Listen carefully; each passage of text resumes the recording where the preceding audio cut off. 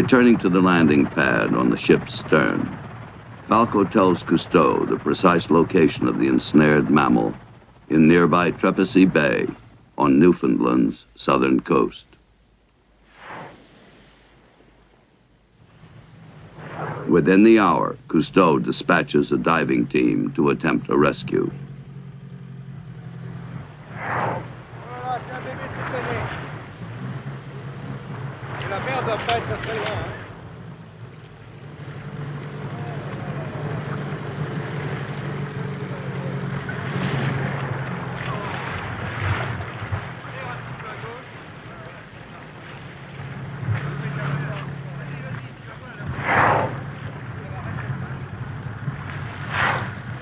Reaching the captive whale, Delamotte recognizes almost at once that it is a young calf, possibly still in its nursing period. Almost certainly the mother cannot be far away.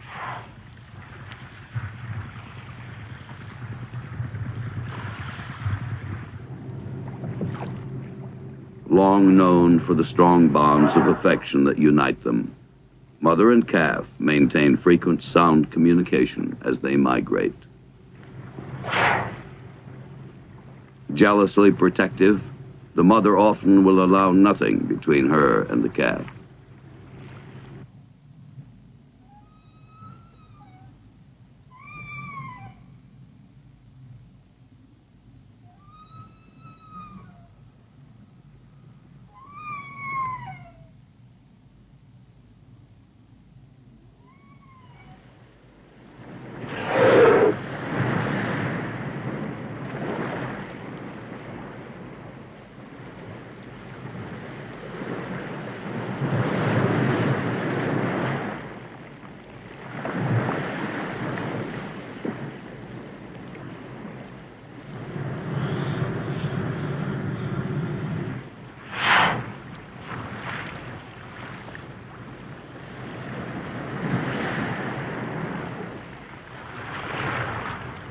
Cautious and watchful, Delamotte and Capello go over the side to watch the young whale's plight from below.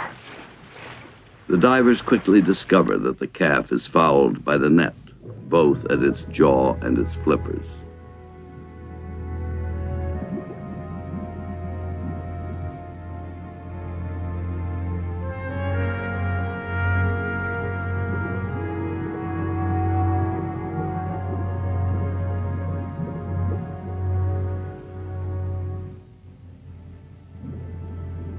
Luckily, the mammal is near the surface and is therefore still able to breathe. Though it must have dragged the net for at least several hundred yards, the net's grapnels have finally arrested its movement. Now, for an uncertain number of hours, the calf has remained fixed in place, breathing but growing steadily more exhausted and resigned.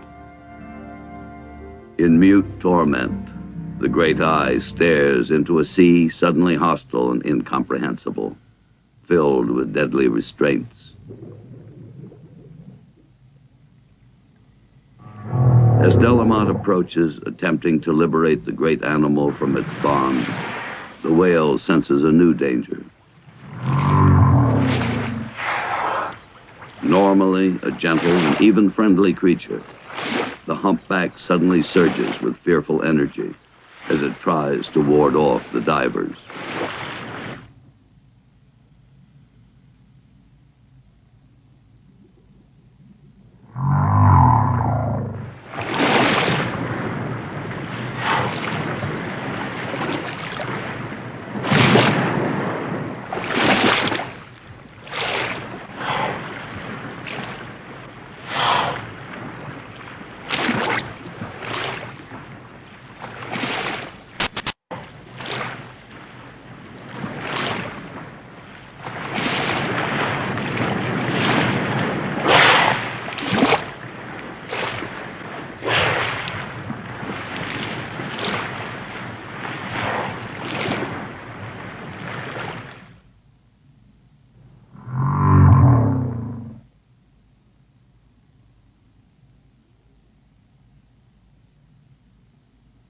Watchful of the great flippers, the divers return to the surface. They confer briefly on a new strategy to soothe and reassure the young calf.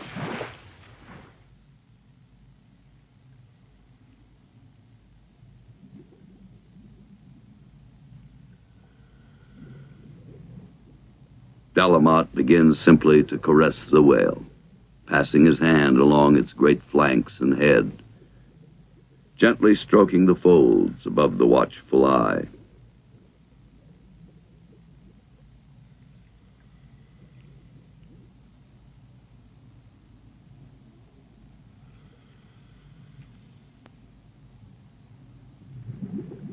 Gradually, the calf begins to grow calmer.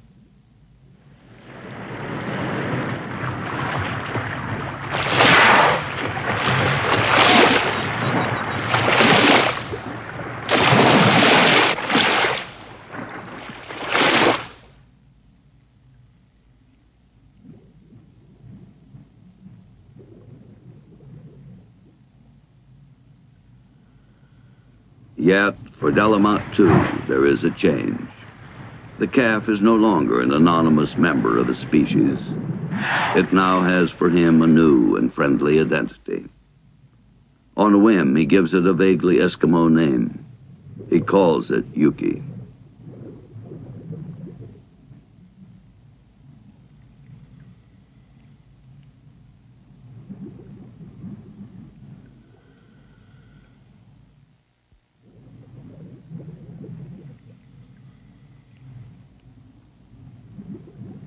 For more than an hour, Delamotte continues his patient ministrations. At last, accustomed to the diver's presence, the calf remains docile as Delamotte approaches the great tangle of net and cables in which the calf's jaw and flippers are snared.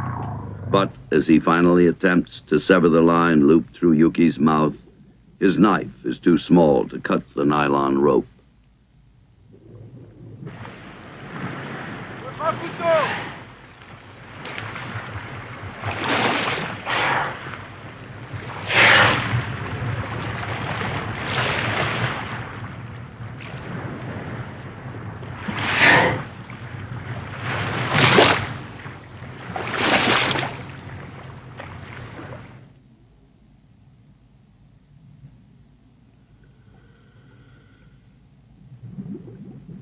Holding the great weight of the net in its mouth, the calf lies quiet as Delamotte makes his second attempt to cut the restraining cable.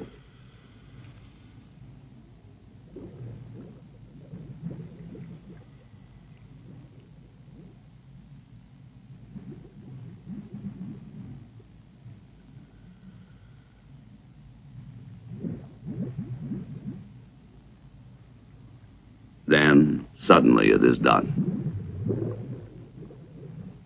After more than 2 hours of effort, Yuki is free.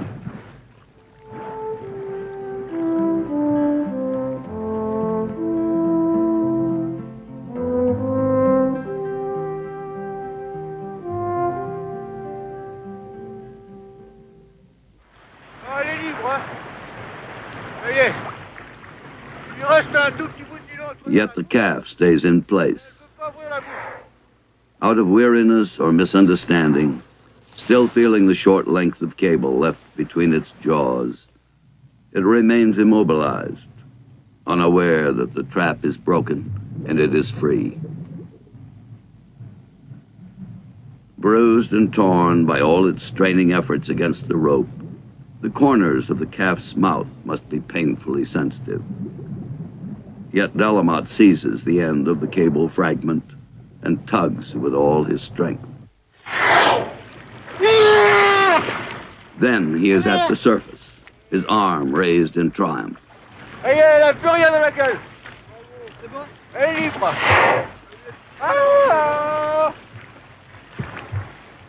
As if at last understanding that it is free, the calf has begun to move. Yet briefly, Yuki seems almost reluctant to leave its rescuers. In some final courtesy, the calf permits Delamotte to climb upon its back, to share for a little while whale's frolic in the sea.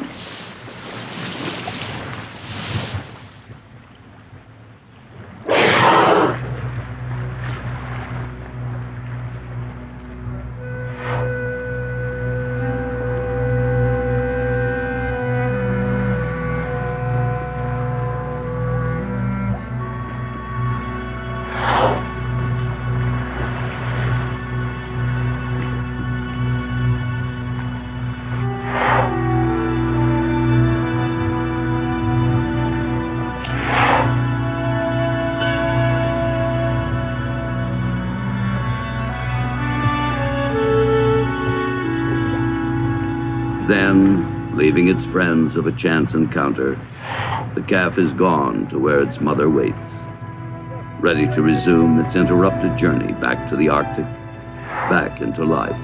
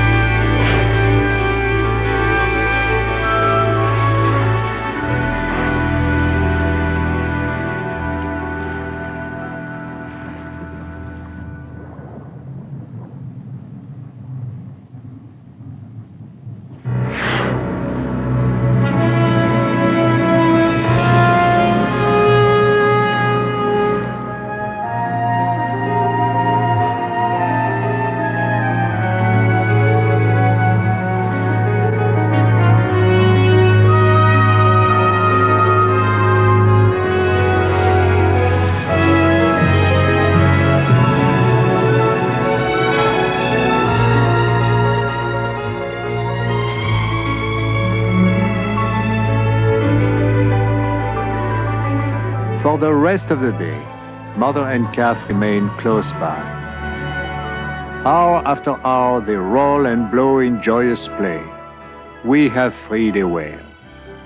For a moment, we too have crossed the barriers that so often divide man from other living creatures.